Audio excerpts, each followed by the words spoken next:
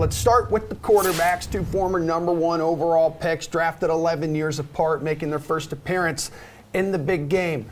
Joe Burrow, 375 plus passing yards and at least 3 passing touchdowns at plus 1,100 odds. Geoff, those good enough to chase?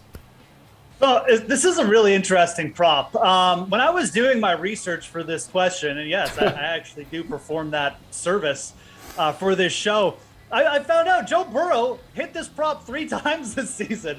It was no, you got to take it with a grain of salt. 2 of them were against the Baltimore Ravens, who like legitimately were playing wide receivers at cornerback this year. One of them was against the Chiefs, but I mean, this is certainly doable. I think I like the yardage part of this a lot more than the touchdown part.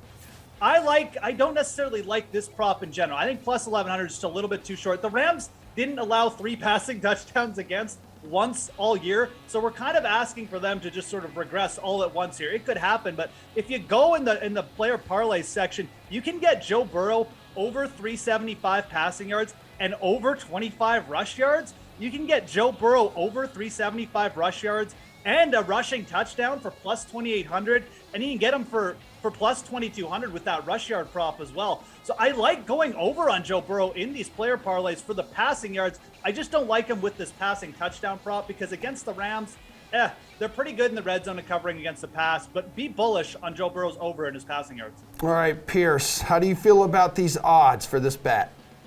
It's just a little too steep for me. 375 passing yards, that's a lot. And this is the playoff defenses they're facing.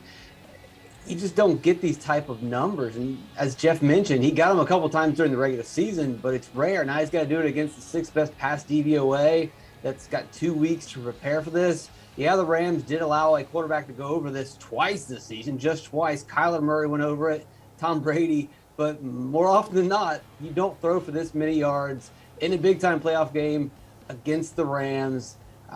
He got close to this against the Titans, but the Titans didn't have that quite a secondary. And also, I think the touchdowns odds are a little high, too. We know that the Bengals settle for field goals. We know that the Bengals will give the ball to Mixon. I think they're all just a little too high. All right, Alan, your thoughts on this?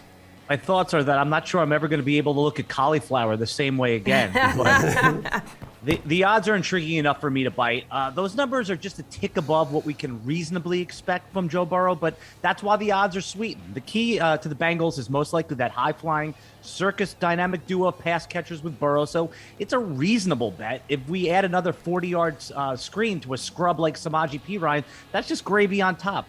Burrow did have that 2-game tear late in the season where he averaged an eye-popping 485 yards and 4 touchdowns. I'll click the button on this one.